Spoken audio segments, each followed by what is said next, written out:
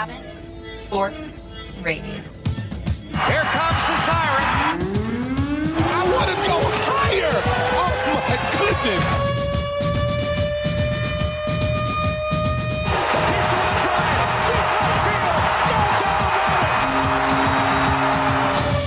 Will defend. Oh! LeBron James with no regard for human life. Pass is intercepted at the goal line by Malcolm Butler. Unreal. Oh, baby, for sure. Cabin Sports Radio starts now. And the final week for Unbreakable Mike Gibbons. Yeah. Heading out on vacation. Missed a couple shows. You get the long weekend. Yeah. You're off for vacay after that. And then we'll see you back after that, right? I'll be back. That's so far in the future. I'm not leaving. Who even knows what's happening? On today's show, going to redress a little bit of CFL that we talked about last week. It was supposed to be the Battle of the Titans. It was nothing to write home about. The Blue Jays, big noise coming from them. And Jeremy Lin, you may have heard his name recently. We're going to talk about all that and more on Cabin Sports Radio. The CSR Podcast. Cabin Sports Radio brought to you by Sport North, moving sport forward. Check out sportnorth.com for everything that's going on with them. The scholarship application deadline coming up soon, as well the Western Canada Summer Games sneaking up closer and closer, inch by inch. They're not far away now, and you can keep up with everything that's going on in Swift Current while the Western Canada Summer Games are happening and everything Team NT by referring to sportnorth.com, Team NT, or Sport North on Facebook, or you can keep it locked right here on Cabin Radio. We will keep you informed. Mr. Unbreakable, Mike Gibbons, how are you doing, sir? I'm good, man. How you doing? Not bad. Are you jazzed for your vacay? Pretty jazzed. You got a little show off for the long weekend this Monday, and then after that, you're headed back home? That's right. Samba Day this coming weekend, Toronto. Oh, very nice. After that. I don't know if I'll see a Jays game. I mean, in years past, I might have. They're really bad at, 40 and 67? It'd be good to go see Vladdy, but... I mean, ticket prices are probably that's right. pretty reasonable. Get some good seats. Yeah. I just don't think the appeal is there as it once was. Yeah. For me anyways. And Yeah. I'm, a casual fan at best. Well, I mean, this is kind of like maybe like a better time for. I mean, we always kind of hear when in the north, if you're from Ontario, you're from the GTA area, you go back home. Isn't it just kind of what you do? You go see a Jays game because, if you find a nice sunny afternoon, what better to do than to hang out at the ballpark? Well, we've already booked tickets for the holidays as well. The NBA is notoriously bad for not releasing their schedule. It maybe just to me, but Right. It always comes out later in the summer when people might have already made holiday plans. You don't know. The NHL is usually pretty good and on the ball. They Yeah, get it theirs out. is already out. Yeah. Yeah. The Oilers are playing the Leafs on January 6th. Are you going there? I would love to go to that game. Ooh. Yes. The Raptors, we assume, will play on Christmas Day. If the past is any indication, you usually have a finals rematch between the Eastern and Western Conference champs. And that's usually when the NBA has its marquee games. So I would think that the Raptors should have a slot, being the defending champs. Do you usually go to that? You try and catch that New Year's Day game? Sorry, Christmas Day. Christmas Day. Yeah, Oh. my bad. You go to that one? No. I can't believe they play on Christmas Day. I love it. Really? Yeah, I love it. It would annoy me so much if I was a player. To think of, I actually have been to New Year's Day games. The Raptors usually do play on New Year's Day, and that's always kind of nice. That's okay. Like New Year's Day, yes. whatever. Yeah, Who yeah. cares? You might not be. Most people are a little worse for wear on New Year's Day. Right. But if you're a professional athlete, you got, you're not too wrapped up in No. that, I would imagine. But Christmas Day, I don't know. It is so awesome. Speaking very selfishly from a fan's point of view, because they always have the juiciest matchups. Whether it's a heated rivalry, a reunion, usually a bad reunion. You Right. know, like ex-teammates, one spurn the other for another squad. That's not the Christmas spirit. Oh, it's so awesome. Oh. Usually the big markets. So the Knicks, will always get a game on Christmas Day, even though they're terrible. Same with the Lakers. They'll be good now, but that's just the way she goes. Speaking of the Knicks, we're going to talk about Jeremy Lin a little bit later on in the show. I don't know if you saw. He had an emotional speech. He's in Taiwan right now, or at least late last week he was in Taiwan on a, I guess, kind of a speaking tour. I get the sense that it's the kind of thing that he does every year, goes back and speaks to crowds a little bit. He's not in a great place right now. Obviously, it's odd because he's, technically, and this is probably part of it that I even put the word technically in there. He's technically coming off a championship run with the Toronto Raptors. Obviously, he was not a huge part of that run. He was still there in case something happened. He was still a potentially important part of the team. Yep. And he was, and I assume he gets a championship ring. Yeah. But obviously not the way he would have wanted to win a championship. Not quite featuring the way he might have wanted to.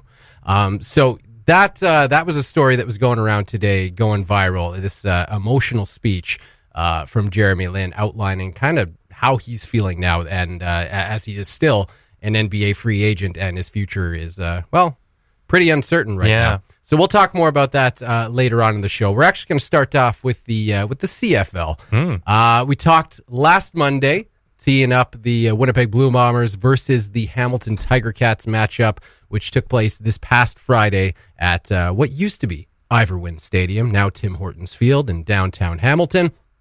Was being projected as a 2019 Grey Cup preview. The Bombers coming in at 5-0.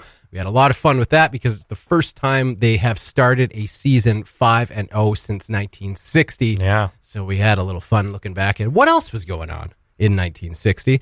And the Hamilton Tiger Cats chugging along at 4-1. And, highly anticipated, obviously, but not a great game. Yeah, we were talking about it off the air. We should be stripped of any and all credentials we have, because we clearly... We have credentials? We don't. Well, that makes me feel good. If we did, they're gone. We have to have maybe an episode, like a tee-up preview at the start of a new season or something like that, where we just do hot takes, because I don't know if we tend to play it safe or offer some insights, some analysis, some in-depth coverage. I feel like we're going with our heads a lot of times that we come out with these projections, predictions, what have you. But that might be the problem, because there's just not a whole lot going on up there. Lo and behold, our predictions. At least, what? I will say your predictions have been much better than mine. Your playoff predictions, I don't remember where we ended up. Let's scratch the first round. The first round, was just a complete write-off. But as we went along, your playoff predictions were a bit more reasonable than mine. Mine were just a dog's breakfast. And I reproved it once again this past Friday night. I predicted that the Bombers on our last show would win that game. I think I said 28-23. Yeah, somewhere around sounds there. About right. Within the first 5 minutes, I was like, no, this isn't going to be the case. Well, you were close. You were just missing 2 scores. That's right. On Winnipeg's part, because Hamilton finished with 23. Got off to a really slow start, and it just seemed like they never recovered. Yeah, the Ticats kind of came out gunning right away. Took a 14-0 lead within the first 5 minutes of the game. Scored on the first drive, didn't they? Scored on the first drive. I think on the Bombers' first drive, there was an interception return. I think it was originally called a touchdown on the play, and then it ended up not being, and they punched it in from the 1. But either way, before you could even really settle down with a thing of popcorn. Yeah. The game was already 14-0 and not looking so good for the Winnipeg Blue Bombers. And then the Ticats' next series of downs, Jeremiah Mazzoli was getting chased in the pocket and had one of those moments where I think every quarterback just kind of dreads, because you've seen it happen so many times in football. He was trying to make a move, planted one of his feet, it stuck in the turf, and he ended up tearing his ACL. Went down really awkwardly, and just one of those things that, you just don't like to see, no matter who it is, whether or not you're cheering for the team that he's on or not. It's just one of those things that you see, and it's like, oh. So not even a contact play? No, not even contact. He was being chased, and he just tried to pivot to make a move, and down he went. Yeah. And so now reportedly he is going to miss the rest of the season with season-ending ACL surgery, which is really unfortunate, obviously, for the Hamilton Tiger Cats. They had their backup, Dane Evans, come in, and he didn't look great. He was good enough to not lose the Hamilton Ticats the game, but that's also partially because the Bombers' offense was just awful. Yeah. For lack of a better word, they just could not get much going. Matt Nichols threw 3 times the interceptions that he came into the game with. He came in with, I believe it was a 12-1 touchdown to interception ratio, threw 3 interceptions. Yikes. In that game. And just, very ugly looking interceptions, and just not the Bombers' night overall. 29 for 48, 60%. Yeah, That's not going to do it. No, and just like he wasn't making very good reads downfield. There were several times where you sensed that the Bombers' desperation was starting to set in, and they were starting to stretch the field as you kind of have to. And he was just winging up prayers into well-covered receiver territory, and it didn't go their way. And I mean, that's the thing is, it's certainly not the time to, as ugly as that loss was. Bomber fans are notorious for jumping off the bandwagon as soon as things don't look so good. And saw that a little bit online after the game, but you're going to lose eventually. Yeah. And you know what? It may as well be to the best team in the other division. Yeah. Surprising Winnipeg wasn't able to turn it around because, like you said, like you documented, this happened in the first quarter. Yeah. That their star quarterback goes down. I mean, Masoli's top 3 in passing yards, passing touchdowns, league-wide. So unfortunate from Winnipeg's standpoint, they weren't able to turn this around because it did happen so early. And we did touch on, one of the surprise teams in the East. There's really only one. I mean, we knew Hamilton would be in the mix. Do you think this opens up the East a bit more? That's a pretty big guy to lose out of your rotation, but you're hoping that Dane Evans can maybe slide into that starting role nicely. Yeah, I mean, that's obviously a huge blow for the Hamilton Tiger Cats. Dane Evans is a guy who doesn't have a whole lot of experience. I kind of wonder if the Ticats might look at making a move or trying to do something. I mean, at the same time, this is a good time to give a young guy who they obviously have some faith in, because reportedly he wasn't even on their radar, but then he really impressed in minicamp coming into this season, and they decided to bring him on, and he's looked all right, enough to earn a backup job. It's always tough kind of when you get thrust into a game not expecting to, and albeit against arguably the best defense in the league, aside from maybe Hamilton's themselves, because they look pretty fantastic against the Bomber offense. But yeah, it's interesting. Like, you've got the nice thing for the Hamilton Tiger Cats is you do have a little bit of cushion. Like, the Montreal Alouettes are still kind of anyone's guess. They're at 3-2 right now. They went on a 3-game winning streak, had a bye. Who knows what kind of team you see after that? They could just collapse and look awful again. The Red Blacks are kind of struggling to find themselves as well. So, and I mean, the Toronto Argonauts aren't even probably worth talking about this year. So, if you're the Hamilton Ticats, this is not the worst situation to be in. Like, obviously, you want to have Jeremiah Mazzoli healthy. He's your starting guy. But this might be a good year to have your starting. It sounds weird, but it might be a good year to have your starting quarterback go down if there was any time for that to happen for the Hamilton Ticats. But just on that note, actually, it was reported earlier today the Tiger Cats did sign QB David Watford. Oh, there you go. Of the previously of the Rough Riders, right? But didn't have not a whole heck of a lot of experience.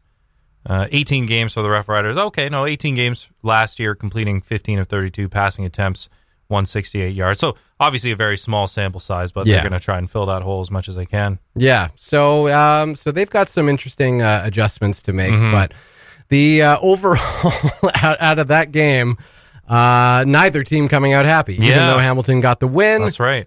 You've lost Jeremiah Mazzoli for the season now, so the Bombers obviously not very happy with the way they played. And the Ticats got the win, but lost their starting quarterback in the process. No. So kind of an unfortunate result for both teams.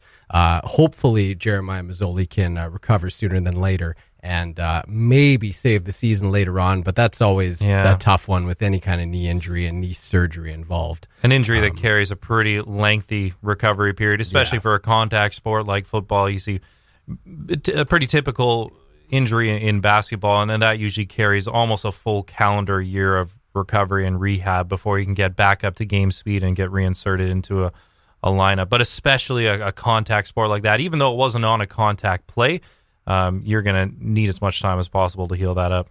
Yeah, so we'll see where it goes from here for the Hamilton Tiger Cats.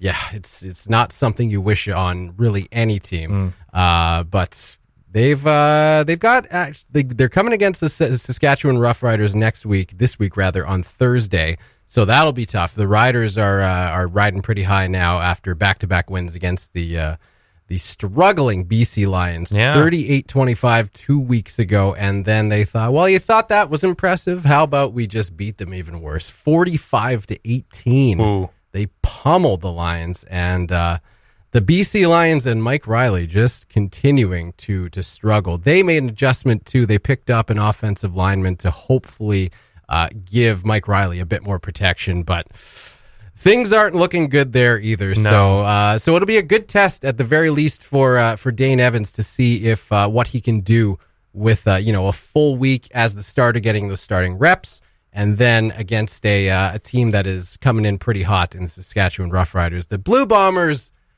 have luckily a nice sigh of relief. They get to recover, kind of compose themselves as they face the hapless Toronto Argonauts. Ooh. Also Thursday night.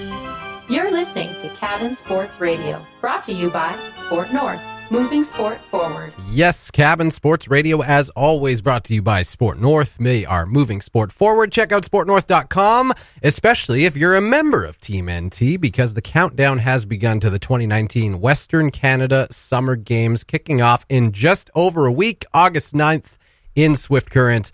And if you go to sportnorth.com, you can download the Athlete's Handbook if you haven't already, as well as the Team NT sports schedule and athlete travel schedule. It is all there for you at sportnorth.com. All right, Marcus Stroman, a name that has been with the Blue Jays for several years now, and really the last remaining link to the 2015-2016 playoff runs. As we all remember that, the Blue Jays having a couple incredible runs there. And it really kind of, when you think of it that way, it really kind of outlines how quickly things can change and how things can come crumbling down, as the news came yesterday that Marcus Stroman was officially dealt from the Toronto Blue Jays to the New York Mets for 2 top pitching prospects. Mm-hmm. Mike, the bat flip. Yeah. The bird arm, whatever it was, Encarnacion. The parrot. That's it. The parrot. It's all so far in the past, and yet it's like 3 years ago. Yeah. Yeah, and you this really team is just so different. You hit it on the head there, because he really is sort of the last pillar of those 2 deep playoff runs to the ALCS in 2015, 2016, losing, unfortunately, both times, not being able to advance to the World Series. Estrada, gone. Donaldson, gone. Yeah. Bautista, gone. Encarnacion, gone. Tulowitzki, gone. Really everyone, except for players that would have played smaller roles during those deep runs. So that's why this feels like a pretty sentimental move. Yeah. And, hate him or love him, Marcus Stroman was kind of a polarizing figure just because of how he carried himself on the mound.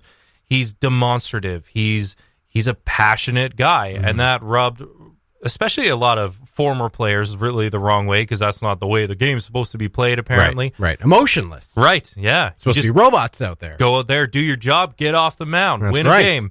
But he is such a passionate baseball player, and that rubbed a lot of people the wrong way. But he'll go down, I think, as one of the most dynamic Blue Jays pitchers we've seen. Certainly this generation of ball fans anyways. Didn't have crazy career numbers with the organization. I think he's right around 500, like 47 and 45. Pretty respectable ERA. And he's been with the squad ever since he was drafted back in 2012. Did sort of have a reputation of being a big game type player. Right. He seemed to relish that moment. He always had a chip on his shoulder. He's, I think, 5'8", so described by some as diminutive for that position. There are a lot of tall pitchers. It's a nice way of saying it. It just sounds so nice. That's the way it was heard. A lot of people at that position are 6'5", 6'6" plus. Yeah. So he was always undersized, and I think he always used that as motivation. That it doesn't measure heart, basically, was his motto, and always played with a chip on his shoulder. So he got up for those bigger games because he felt like he always had something to prove. That being said, even with the media, he kind of had a rocky relationship over the years, and it's hard to say what sort of friction there might have been with the front office. But I think at the start of this campaign, sitting at 40-67 right now, no one expected the Blue Jays to be in the mix, and they're not, and they won't be, and they might not be for another 2-3 seasons. It's hard to tell. But there have been some moves in the last couple of days that further point to that sort of youth movement. Brought up Bo Bichette today from AAA, now that Eric Sogard, veteran infielder, has been shipped off to the Rays. So he'll slot in now, and obviously Vladdy Guerrero Jr. in his first full season with the club. And you get 2 pitching prospects back. I'm hearing one of them more so game ready than the other. I think it's a 24-year-old and an 18-year-old. So their skills are going to be pretty raw. They'll obviously need to get a lot of time in the minors before they can crack an MLB roster. But again, just further, and we might not see, this might not be the end of it. We might see more moves. Justin Smoke could be on the way out. Aaron Sanchez has had a very poor year, so maybe a contender comes in and tries to buy low. But I think the most surprising thing about this trade was that it was with the Mets. It wasn't the Yankees. And Stroman is from New York. Right. So it wasn't the Yankees who he's long been tied to and who his dad expressed disappointment it wasn't to. Because we're in the era of player empowerment, right? Yeah. And a lot of family members are in their inner circles and form part of their agencies. And so it's funny to hear that they weren't too pleased it wasn't the Yankees. But the Twins or the Indians or someone gunning for a pennant, the Mets aren't. They're 6 games out of a wild card berth right now. But I think the thinking is with their rotation, and that's the other interesting thing about this trade too, is we still have a full 48 hours until the deadline. So could the Jays have got a better return? It's tough to say. They must have felt that this was the best they would get. But it'll also be interesting to see how the Mets rotation fills out in the next 2 days. Well, and it's been rumored for more than a year, right? There's been just kind of I'm not going to say constant, but like reoccurring talk about Marcus Stroman and where he's going to get traded. It's kind of just seemed like a foregone conclusion for at least the last 12 months that he was going to get traded somewhere, because everyone could kind of see the trajectory this team was headed. It was very obviously headed for a rebuild, and at some point, I guess you got to cut your losses. And when you are going to continue to have losses, but you have a guy who can potentially bring you some prospects for the future, like which they got from the Mets. You kind of there's no point in holding on to a guy like that if you're planning on just bringing a new crop up together. But it's kind of one of those things where it's obvious, and it happens to like fans of every sports franchise. There comes a time when your team has kind of reached the end of its window, its championship window. It's closed. Whether it's just players getting older or you've lost some to free agency. Either way, the window closes eventually, and it becomes clearer to some than others when that happens. But it's got to be frustrating because when they were in that kind of prime era where they had a team that people thought, hey, this is actually a team that has a legitimate shot, 2014, 2015, 2016. Marcus Stroman at that time would have been like 23, 24 in that era. Like still, he was that kind of developing crop, right? And so now you would have hoped that maybe they could have put a core or kept a core together that could have accompanied him right now when he's in his prime now and pitching, throwing the best baseball of his career.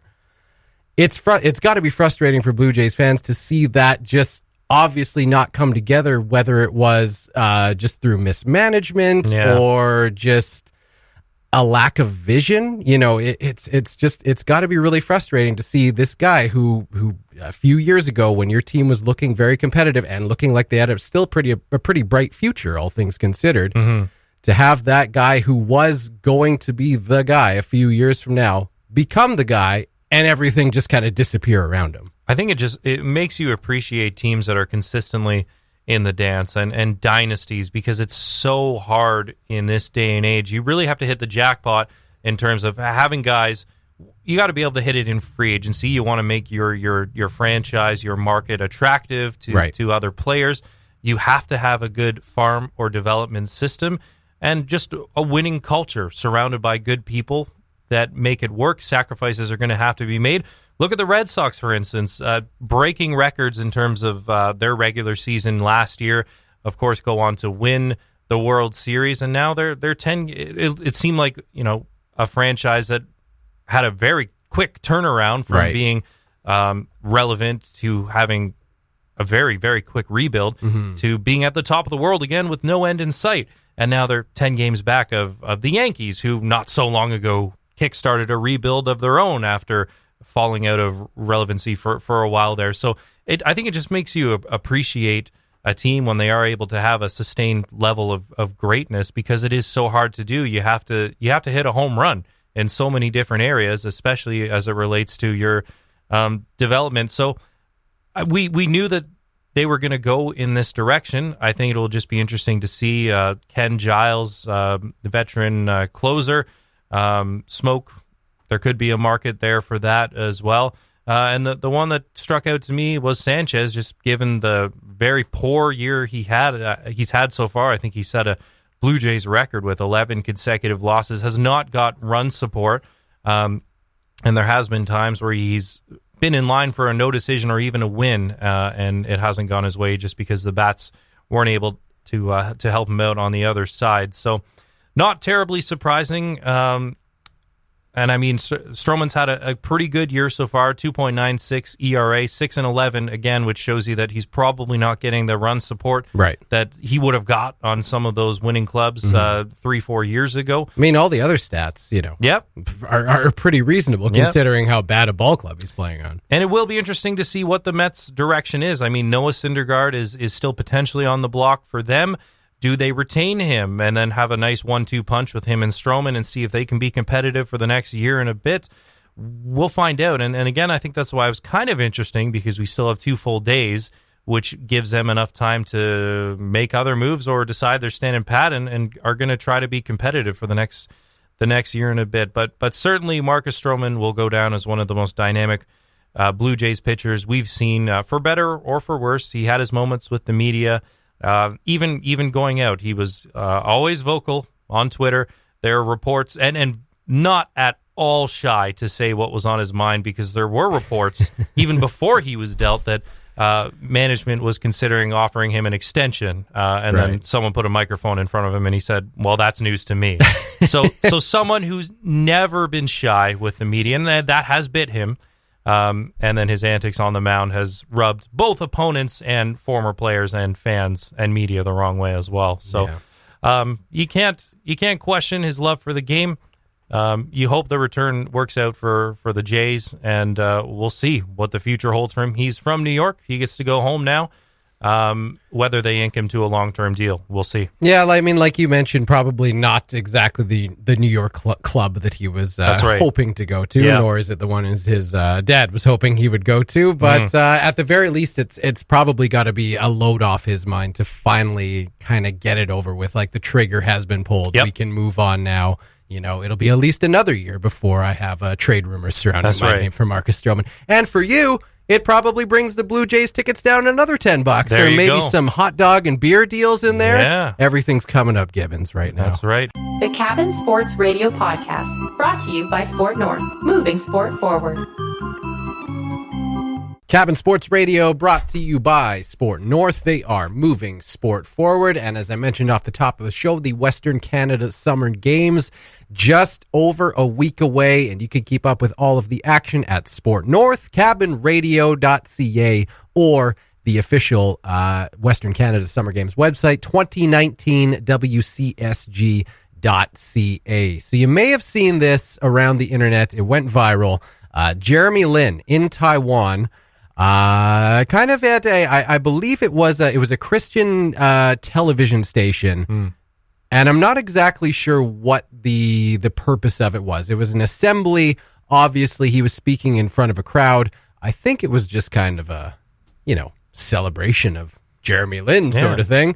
And I'm not sure if it was planned this way, but it led to a very emotional kind of outpouring from Jeremy Lin about the current state of his career. Obviously, he was part of the Toronto Raptors championship run this past spring. But he mentions in this audio, in this speech, that he feels like he has since hit rock bottom. He currently is an unsigned free agent. And here is the audio of that speech. I've given more of myself to God every single year. 我每一年都把自己更深的委身在神的手中。 And every year it gets harder. 可是每一年感觉那个挑战是越来越艰难。 And in English there's a saying, it says, once you hit rock bottom, the only way is up. 因为有一句话说，当你跌到谷底的时候，你只有往上爬。 But rock bottom just seems to keep getting more and more rock bottom for me. 但对我来讲，好像每年那个谷底是越来越深啊。 And so free agency has been tough. 所以这个自由球员的市场对我来讲也是非常艰难的一个过程。 Because I feel like in some ways the NBA has kind of given up on me. 因为有一点感觉好像 NBA 已经放弃我了。 Now, it went on from there. There was more to that speech. He does kind of acknowledge that, he's in a pretty good place considering all things considered, despite the fact that he's obviously struggling right now. He acknowledged that, there's obviously people struggling with a lot worse things than what he's going through right now.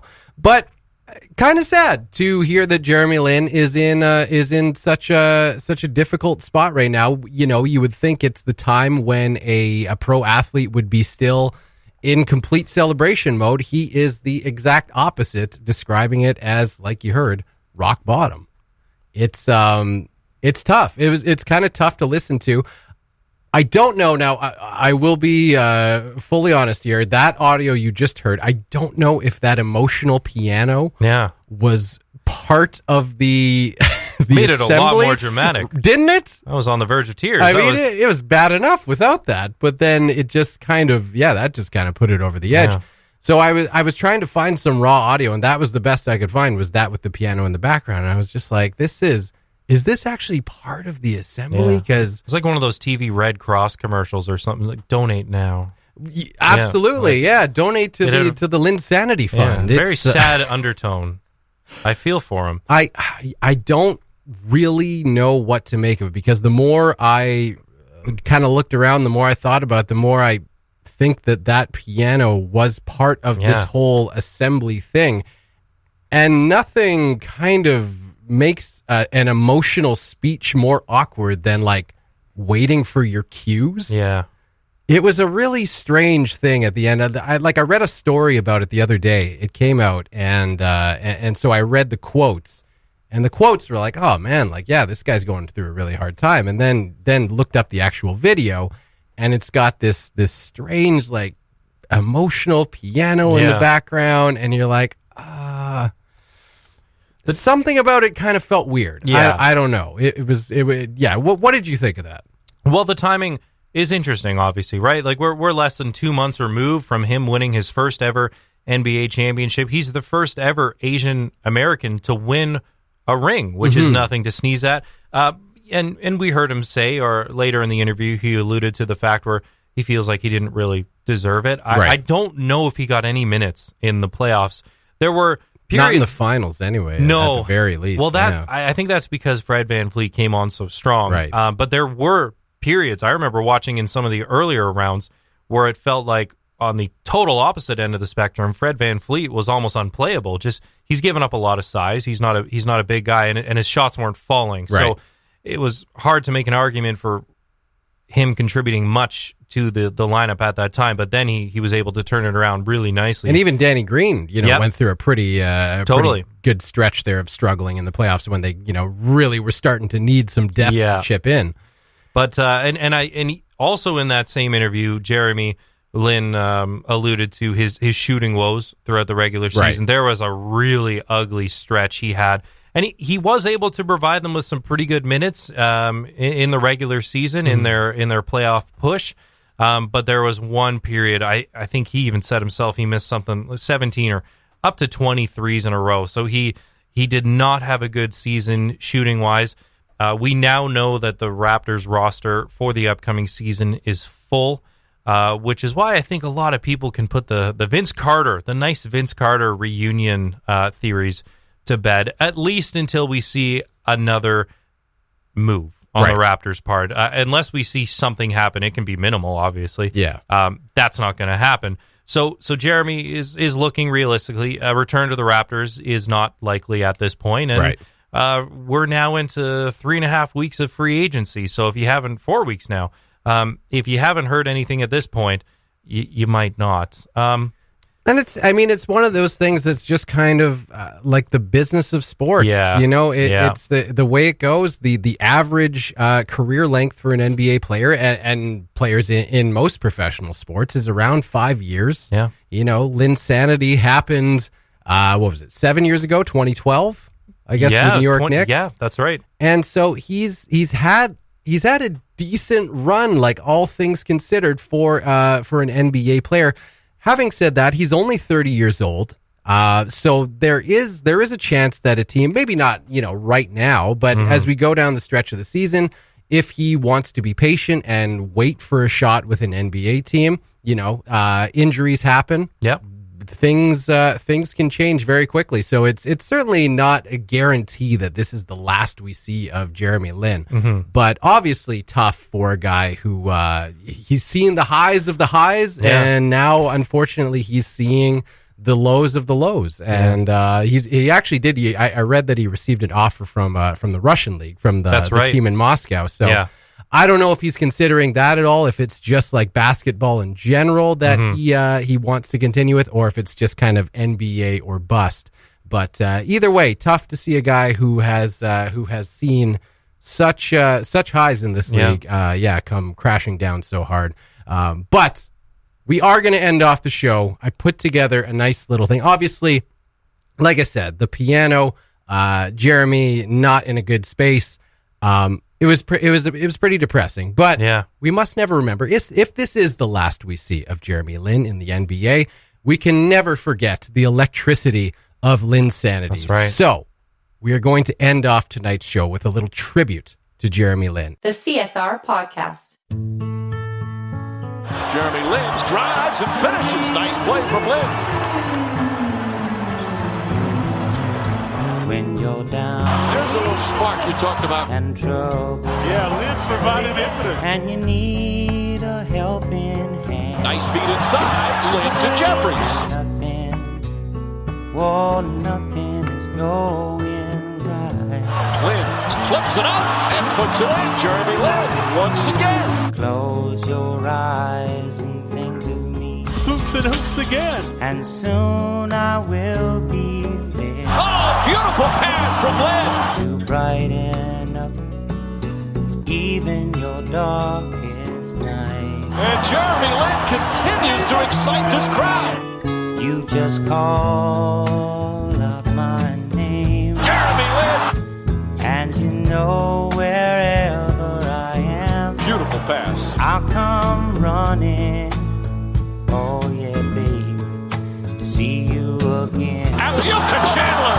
Jeremy Lin flips it up again. And Chandler throwing it down. Winter, spring, summer, or fall. Driving to the basket, does it again. All you got to do is call. Up by Petro, gets to the rim. I'll be there, yeah. You've got a friend. Perhaps the most unlikeliest Nick to be the hero. What a story here tonight in the Garden. Jeremy Lin, a huge spark in a game. If the sky Jeremy Lin knocks it down above you, and the Knicks take the lead. It turned dark and full of clouds. Pull up jump shot. It's good. Jeremy Lin. North wind should begin to blow. Jeremy Lin continues his magical night. He's got 17. Keep your head together. His 7th assist. And call my name out loud now. continues to penetrate and create. Soon I'll be knocking upon your door. Lin to the basket, reverse layup, he cuts it in. Oh, what a play! You just call up my name. Jeremy Lin does it again. And you know wherever I am, I'll come running. Winning and grinning. I'll see you again. And the chants of Jeremy now thundering down from the sellout crowd. Winter, spring, summer, or fall. Yeah. All you got to do is call. Splits the defense again. And I'll be there, yeah, yeah, yeah. Pucks it in, and a foul! Wow! Ain't it good to know that you've got a friend? When people can be so cold. Slicing, dicing right there, swooping, They'll hooping. hurt you and desert you. His teammates don't believe what they're seeing. They'll take your soul if you let them. Oh yeah, but don't you let them. Yeah, jubilation for Lin. Just call out my name. Jeremy Lin knocks it down. And you know wherever I am, Zigzag reverse. I'll come running. Again, the crossover, the basket, puts it up, puts it in. See you again. A magical night for Jeremy Lin. Don't you know about winter, spring, summer, or fall? Hey, now all you've got to do is call. He's the hero from Harvard. But I'll be there, yes I will. The game of his life. You've got a friend. And he is swarmed by his ecstatic teammates and a jubilant crowd. You've got a friend, yeah. I'm just thankful to God for this opportunity. Ain't it good to know you've got a friend? Ain't it good to know you've got a friend? Oh yeah, yeah, you've got a friend. A standing ovation for Jeremy Lin and the Knickerbockers.